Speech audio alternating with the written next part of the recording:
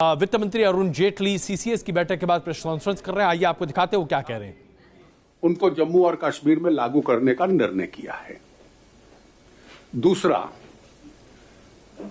जो जम्मू और Kashmir reservation act है 2004 का, जिसमें कास्ट बेस्ड रिजर्वेशन के अतिरिक्त बैकवर्ड एरियाज को भी रिप्रेजेंटेशन था और उनके लिए भी आरक्षण था। और ये इसलिए था कि जो लोग देश की सीमा के साथ रहते हैं, क्योंकि उनके जीवन में काफी उथल पुथल रहती है, तो उनको आरक्षण दिया जाए। तो अभी तक 2004 से वो केवल लाइन ऑफ कंट्रोल के साथ रहने वाले लोगों के लिए आरक्षण था।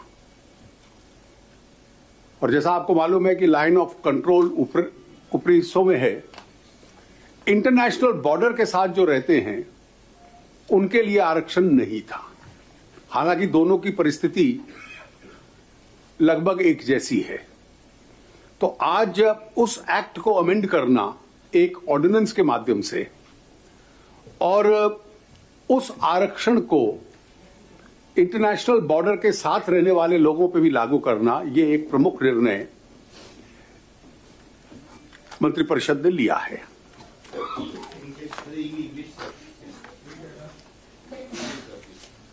There is an important two decisions with regard to Jammu and Kashmir because of the provisioning of Article 370.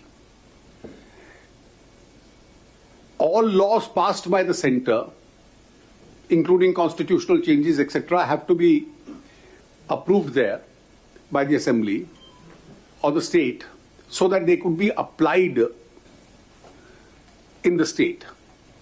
Now, provisions with regard to reservations of SC, ST, OBC, which were brought in 1993 by the 97th Amendment, had not been made applicable to the states till today. So with the consent of the governor, the same has been made applicable by amending the 1954 constitutional order. Similarly, the 10% reservation, this I did not say in Hindi, so I am reiterating it now, meant for economically weaker sections, which was the constitution amendment passed recently, has also been made applicable to the state. There is a third change, that the reservation for certain areas which conventionally people have lived a disturbed life because they are on the national borders or the line of control.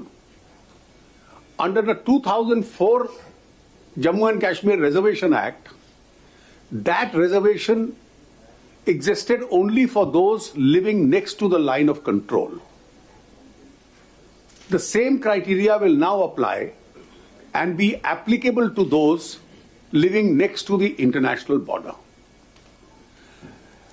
कुछ developmental projects थे जो आज clear किए गए। एक प्रमुख developmental project था कि राजकोट में एक नया ग्रीनफील्ड एयरपोर्ट, ये 1405 करोड़ की लागत से होगा।